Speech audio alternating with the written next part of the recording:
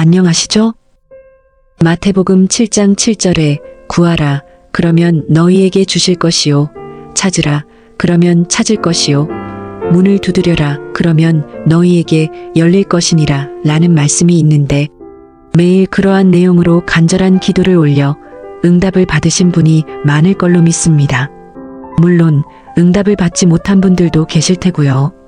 저는 그러한 간구에도 응답받지 못한 분들께 제대로 된 방법으로 기도를 올리셨는지 여쭤보고 싶습니다. 조셉 머피 목사는 이 책 잠재의식의 힘에서 필요한 것을 얻는 방법, 즉 효과적 기도의 원리와 방법을 구체적으로 설명하고 있습니다. 부디 이 책을 정독하시어 그 원리와 방법을 체득하시기 바랍니다. 지금부터 제5장을 찬찬히 낭독해 드릴 텐데요. 우선 구독과 좋아요를 누르시고 끝까지 들어주시면 더욱 고맙겠습니다. 제5장 목적 있는 과학적 기도 확언. 생각의 고정된 틀에서 벗어나 새로운 방식으로 계획을 세우자. 모든 문제의 답과 해결책은 언제나 존재한다. 치유를 일으키는 건 무엇인가? 치유력은 어디에 있고 실생활에서 어떻게 활용할 수 있을까? 모두가 관심을 가지는 중요한 질문이다. 답은 하나다. 치유력은 모든 사람의 잠재의식에 깃들어 있다. 아픈 사람이 태도를 바꾸면 치유력이 발산된다. 병을 고치는 건 마음치료사나 종교학자, 심리상담사, 정신과 의사 또는 의사가 아니다. 상처를 치료하는 건 의사지만 상처를 치유하는 건 하나님이시다 라는 옛말이 있다. 심리상담사나 정신과 의사는 마음의 장벽을 없애 치유의 원리가 작동할 수 있게 하고 환자를 건강하게 회복시킨다. 마찬가지로 외과 의사는 신체의 장벽을 없애 치유력이 몸 안에서 막힘없이 흐를 수 있게 한다. 하지만 내과 의사나 외과 의사, 정신건강 전문가가 환자의 병을 고쳤다라고 주장할 수는 없다. 세상에는 단 한 가지의 치유력만이 존재하기 때문이다. 자연, 생명, 창조적 지성 등 치유력을 지칭하는 용어는 다를지라도 세상의 치유력은 단 하나밖에 없다. 바로 잠재의식의 힘이다. 앞서 살펴본 바와 같이 내 안에 있는 생명의 원리가 막힘없이 흐를 수 있도록 정신과 감정, 신체의 장벽을 제거하는 방법은 수없이 많다. 잠재의식에 내재한 생명의 원리는 나 자신과 타인에게로 흘러 몸과 마음의 병을 낫게 한다. 이러한 치유 원리는 종교나 피부색, 인종과는 관계없이 보편적으로 작용한다. 그래서 치유의 힘을 느껴보려고 특정한 교회에 다닐 필요는 없다. 무신론자거나 사물의 존재나 본질은 인식 불가능하다고 생각하는 불가지론자라 할지라도 잠재의식은 손에 입은 화상이나 상처를 낫게 할 것이다. 현대의 정신치료법은 무한한 지성과 잠재의식의 힘이 믿음에 따라 움직인다는 사실에 기초를 두고 있다. 즉, 마음을 진정시키고 긴장을 풀고 모든 걸 내려놓은 다음 무한한 내면의 치유력에 관해 생각하는 것이다. 마음의 문을 닫아 걸어 외부의 잡음을 차단한 후 잠재의식의 지성이 필요한 것을 마련해 줄 것이라는 생각을 가지고 요구와 소망을 잠재의식에 조용히 전한다. 가장 놀라운 건 원하는 결말을 상상하고 현실로 느끼면 무한한 생명의 원리가 현재의식의 선택과 요구에 응답한다는 것이다. 이게 바로 현대의 정신과학 전문가들이 기도요법에서 사용하는 원리다. 이 세상에는 삼라만상을 관통하는 보편적인 치유 원리가 있다. 우리는 의식적으로 치유 원리가 작용하는 방향을 조정하여 치유의 축복을 누린다. 우주의 치유력에 접근하는 수많은 방식과 방법이 있지만 치유는 믿음을 통해서만 일어난다. 전 세계의 종교는 각기 다른 대상을 믿는다. 그리고 종교의 믿음은 여러 방식으로 설명할 수 있다. 생명의 법칙은 곧 믿음이다. 자신, 삶, 그리고 우주에 관해 어떤 믿음을 가지고 있는가? 무엇이든지 믿음으로 구하는 것은 얻을 것이다. 믿음이란 마음속에 품고 있는 생각으로 평상시의 생각은 잠재의식의 힘이 삶의 모든 국면에서 어떻게 발휘되느냐를 결정한다. 성경에 나오는 믿음이란 종교의식이나 전례, 형태, 제도, 방식에 관한 믿음이 아니라 믿음 그 자체라는 사실을 알아야 한다. 마음이 가진 생각이 바로 믿음이다. 믿는 사람에게는 모든 일이 가능하다. 마가복음 9장 23절. 나에게 상처를 주거나 해를 끼칠 수 있는 대상을 믿는 건 어리석은 일이다. 하지만 나에게 상처를 주고 해를 끼치는 것은 어떠한 대상이 아니라 그 대상에 대해 품는 믿음이나 생각이라는 걸 명심해야 한다. 모든 경험과 행동, 살면서 겪은 사건이나 상황은 생각의 반영이자 잠재의식의 반응에 지나지 않는다. 현재의식과 잠재의식은 과학적으로 기능한다. 기도나 명상요법은 현재의식과 잠재의식이 명확한 목표를 향해 서로 발맞추어 조화롭게 움직이도록 한다. 과학적인 기도요법을 따를 때는 지금 무슨 기도를 하는지, 왜 이 기도를 하는지 알아야 하고 치유의 법칙을 믿어야 한다. 기도나 명상요법은 정신심리치료라고 하기도 하고 그 효과가 과학적으로 입증되었다는 뜻에서 과학적 기도라고 불리기도 한다. 기도나 명상요법에서는 경험하고자 하는 특정한 생각이나 심상 또는 계획을 의식적으로 선택한다. 선택한 일이 실제로 일어나리라고 느끼면서 아이디어나 심상을 잠재의식에 주입할 수 있는 능력이 내 안에 있다는 걸 깨닫는 일이다.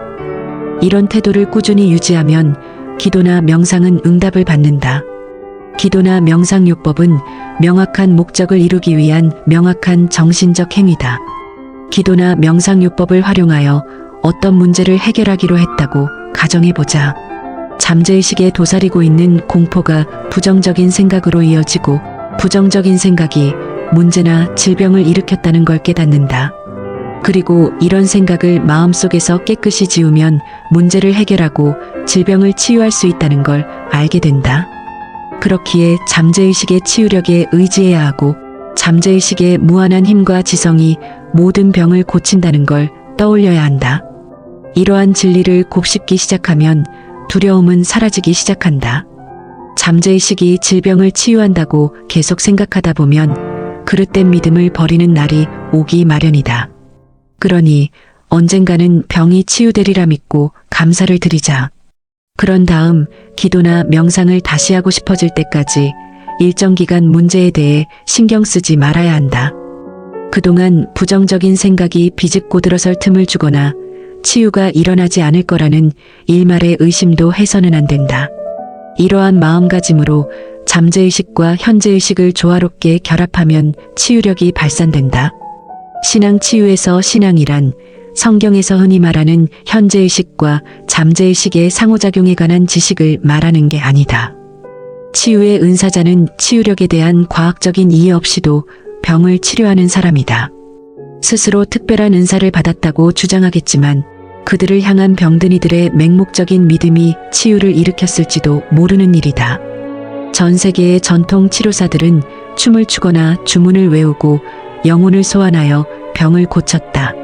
성인의 유물을 만진다든가 의식을 치르기 위해 특별한 옷을 입는다든가 성스러운 향을 피우고 초를 밝힌다든가 탕약을 달여 마셔서 병을 치료했다. 어떤 방법을 쓰든 간에 그 방법이 정말 효과가 있으리라고 환자가 믿는다면 치유될 확률이 높다. 두려움과 걱정을 버리고 믿음과 기대를 품게 하는 방법은 무엇이든 치유력이 있다. 어떤 사람은 자신이 낳은 결과물을 보라면서 자신의 이론이 틀림없다고 주장한다. 하지만 앞서 살펴본 바와 같이 이러한 주장은 옳지 않다. 맹목적인 믿음이 어떻게 작동하는지 설명하기 위해 스위스 의사 프란츠 안톤 메스머의 사례로 돌아가 보겠다. 1776년 그는 환자의 몸에 자석을 문질러 수많은 사람의 병을 고쳤다고 주장했다. 앞장에서 언급한 것처럼 메스머는 어느 순간부터 자석을 사용하지 않기 시작했고 대신 손으로 환자를 훑었다. 환자들의 병은 변함없이 치유되었다. 새로운 방법이 성공을 거두자 그는 논리적 설명을 덧붙이기 위해 동물 자기론을 발전시켰다. 그는 자성이 우주에 퍼져 있고 인간 유기체에서 가장 활발하게 작용하는 유체라고 했다. 그는 이 자성 흐름이 자신의 손을 통해 환자의 몸으로 전달되어서 치유를 일으킨다고 했다. 수많은 사람이 병을 고치기 위해 안톤 메스머를 찾았고 기적적인 치유가 일어났다. 그 그 후 메스머는 본거지를 파리로 옮겼다. 당시 프랑스 정부는 그의 치료법을 조사하기 위해 저명한 의사들과 과학 할리먼 회원들로 구성된 위원회를 꾸렸다. 벤저민 프랭클린도 할리먼 회원이었다. 이들은 철저한 조사를 마친 후 메스머의 치료법이 효과가 있다는 걸 인정했다. 하지만 자성을 띤 흐름이 병을 낫게 한다는 이론이 옳다는 사실을 입증할 증거는 어디에도 없었다. 그래서 위원회는 환자의 상상력이 치유 효과를 냈다는 결론을 내렸다. 이후 메스머는 프랑스에서 추방당했고 1815년에 세상을 떠났다. 얼마 지나지 않아 영국 맨체스터의 제임스 브레이드 박사는 자성의 흐름이 병을 치료한 게 아니라는 내용의 연구를 시작했다. 브레이드 박사는 환자에게 암시를 걸면 최면 상태에 빠지는 걸 발견했다. 그리고 환자가 최면 상태에 들어가면 메스머 박사가 동물작이라고 주장한 신비한 현상들을 일으킬 수 있었다. 환자의 생생한 상상력과 강력한 암시가 잠재의식에 전해져 치유가 일어났다는 사실은 의심할 여지가 없다. 환자도 시술자도 어떻게 병이 나았는지를 이해하지 못했기 때문에 맹신이라고 불러도 무리가 없을 것이다. 주관적인 믿음은 수동적인 상태에서 발현된다. 주관적인 마음은 객관적인 마음뿐만 아니라 다른 사람의 암시도 받아들인다. 능동적이든 수동적이든 어떤 객관적인 믿음이 있다면 암시가 잠재의식을 지배하여 소망이 실현된다. 정신적 치유를 위해서는 주관적인 믿음이 객관적인 마음에 적극적으로 반대하지 못하게 하는 것이 필요하다. 질병을 효과적으로 치료하기 위해서는 현재의식과 잠재의식 모두 믿음을 완전히 받아들이는 상태에 놓이도록 하는 게 좋다. 하지만 그런 상태에 도달하지 못했다고 낙담하지 않아도 된다. 마음과 몸의 긴장을 풀고 잠이 오게 내버려 두면 몸과 마음은 수동적이고 수용적인 상태가 되어 주관적인 인상을 쉽게 받아들인다. 어느 날 한 남성이 내게 와서 치료의 신비에 대해 물었다. 그 목사님은 어떻게 제 병을 치료하셨을까요? 목사님이 제게 그 병은 이제 없다고 말씀하셨을 때 믿을 수가 없었어요. 저를 놀리고 있다고 생각했지만 저는 깨끗이 나았습니다. 어쩜 그런 일이 생길 수 있죠? 이 남성에게 해준 설명을 여기 적는다. 원리는 간단하다. 목사는 먼저 위로의 말을 건네며 그를 달랬다. 마음이 진정된 그에게 아무런 말도 생각도 하지 말 것을 지시하고 완전히 수동적인 상태가 되도록 이끌었다. 목사는 곁에서 그가 온전한 건강과 평화, 조화, 완전함을 누릴 것이라고 낮은 목소리로 차분하게 30분 동안 반복적으로 확언했다.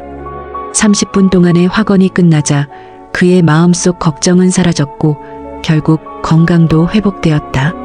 주관적인 믿음이 수동적인 상태에서 발현된다는 걸 이 사례를 통해 알 수 있다.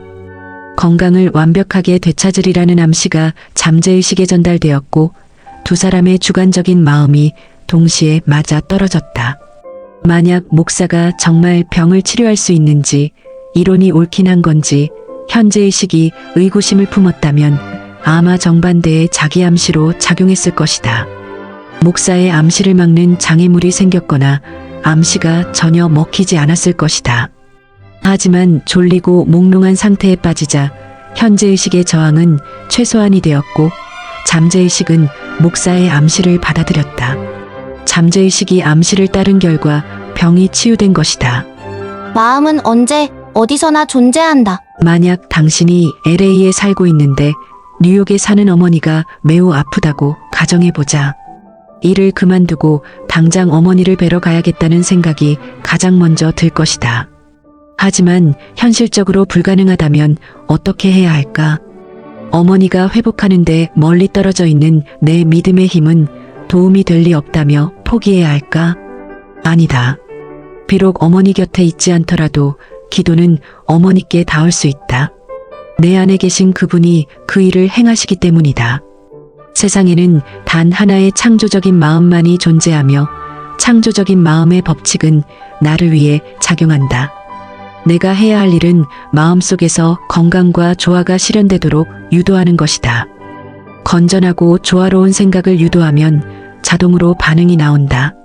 어머니가 건강을 되찾으리라는 생각을 하면 내 잠재의식이 어머니의 잠재의식을 작동시킨다. 건강, 활력, 온전함에 관해 생각하면 하나의 우주의 주관적인 마음이 이러한 생각을 실현하고 이러한 생각은 주관적인 생명의 법칙에 따라 어머니의 신체를 통해 치유라는 형태로 드러난다. 마음의 원리는 시공간을 뛰어넘는다. 지금 어디에 있든 하나의 마음이 어머니와 내 안에 흐르고 있다. 현장 치료에 반대되는 개념으로 환자가 그 자리에 없어도 치료한다는 부재 치료라는 건 사실 존재하지 않는다. 우주적인 마음은 언제 어디서나 존재하기 때문이다. 생각이 의식적으로 움직이면서 치유가 일어나므로 생각을 내쫓거나 무리하게 잡으려고 해서는 안 된다. 건강, 안녕, 휴식과 같이 좋은 것만 생각하면 어머니도 긍정적인 일을 다시 체험하고 치유될 것이다. 다음은 부재치료라고 오해하기 쉬운 사례다. LA에 사는 한 여성은 뉴욕에 있는 어머니가 관상동맥혈전증에 걸렸다는 소식을 들었다. 그러나 당장 어머니에게 달려갈 수 없었기에 이렇게 확언했다. 치유의 힘이 어머니와 함께합니다. 어머니의 몸 상태는 화면에 보이는 영상처럼 삶에 대한 생각이 반영된 것입니다. 화면 속 이미지를 바꾸려면 주체를 바꿔야 함을 알고 있습니다. 이제 저는 어머니의 온전함, 조화, 완벽하게 건강한 이미지를 제 마음속에 투영합니다. 어머니의 몸과 모든 장기를 창조한 무한한 치유의 힘이 이제 어머니 몸의 원자에 가득하며 평화의 강이 세포를 통해 흐릅니다. 의사들은 신성한 인도와 지시를 받고 있으며 어머니를 만지는 사람은 누구든지 옳은 일을 하도록 인도를 받습니다. 나는 이 병에 절대적인 힘이 없음을 알고 있습니다. 만약 절대적인 힘이 있다면 그 누구도 이 병을 고치지 못할 것이기 때문입니다. 나는 이제 사랑과 생명의 무한한 원리를 따릅니다. 조화와 건강, 평화가 어머니의 몸에서 발현되고 있음을 압니다. 딸은 하루에도 몇 번씩 확언했다. 며칠이 지난 후 어머니는 놀라운 회복세를 보였다. 심장 전문의는 깜짝 놀랐고 딸의 신실한 믿음에 박수를 보냈다.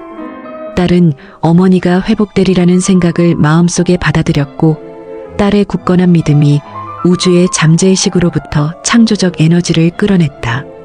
그러자 믿음이 어머니의 신체에 온전한 건강과 조화라는 모습으로 나타났다. 진정으로 이루어지리라 믿었던 내용이 어머니의 경험에 드러난 것이다. 심리학자인 내 친구는 조직 검사 결과 주요 기관에 암세포가 있다는 걸 알았다. 암 전문의는 고통스럽고 위험한 치료를 권했다. 의사에게 치료를 시작하자고 하기 전에 그는 다른 방법을 먼저 시도하기로 했다.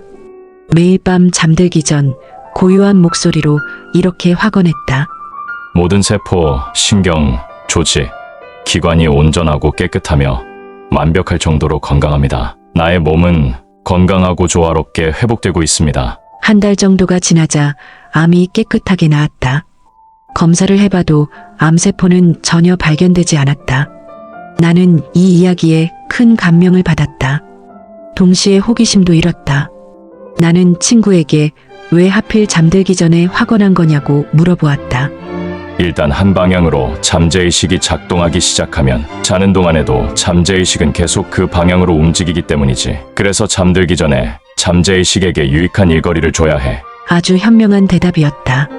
친구는 조화와 온전한 건강에 관해 생각하는 동안에는 자신의 병명을 말하지 않았다고 한다. 나는 병명을 입에 올리거나 절대 병에 이름을 붙이지 말라고 했다.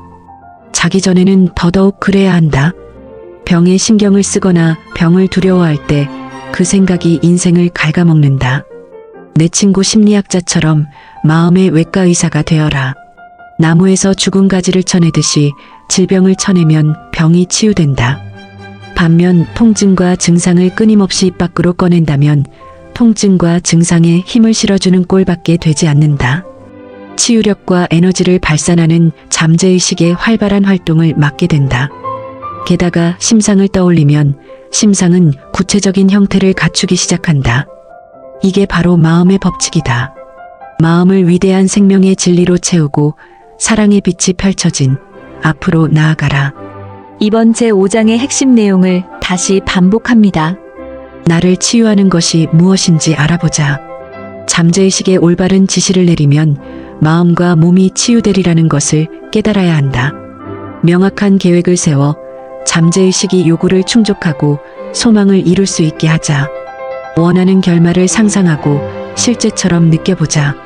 상상과 느낌을 따르면 원하는 결과를 반드시 얻을 수 있다. 믿음이 무엇인지 스스로 규정하라. 믿음은 마음에 있는 생각이고 생각하는 건 실제로 일어난다. 질병이 나에게 상처를 주거나 해를 끼칠 수 있다고 믿는 건 어리석은 일이다. 온전한 건강과 번영, 평화, 부를 누릴 것이며 하나님이 그 길로 인도해 주시리라 믿어라. 위대하고 숭고한 생각을 습관적으로 반복하면 위대하고 숭고한 행동으로 이어진다. 기도요법의 힘을 삶에 적용하라. 명확한 계획이나 아이디어, 심상을 선택하고 정신적, 정서적으로 그 아이디어와 하나가 되어라. 이런 태도를 꾸준히 유지하면 기도는 응답을 받는다. 진정으로 치유력이 필요하다면 믿음을 통해서만 치유력을 발산시킬 수 있다는 사실을 잊지 말아야 한다. 여기서 믿음이란 현재의식과 잠재의식의 작동 원리를 이해하는 것을 말한다. 믿음은 현재의식과 잠재의식의 이해에서 나온다. 맹목적인 믿음이란 치유력을 과학적으로 이해하지 않고도 병이 치유되는 것을 뜻한다. 사랑하는 사람이 병으로 고통받고 있다면 그를 위해 기도할 때 우선 마음을 차분히 하라. 사랑하는 사람이 건강하고 활력이 넘치며 완벽한 상태에 있다고 생각하면 상대방은 우주의 주관적인 마음을 통해 그 생각을 느낄 수 있고 이는 곧 마음에 나타난다. 구독, 좋아요로 아기 거북이의 성장을 응원해 주시면 고맙겠습니다.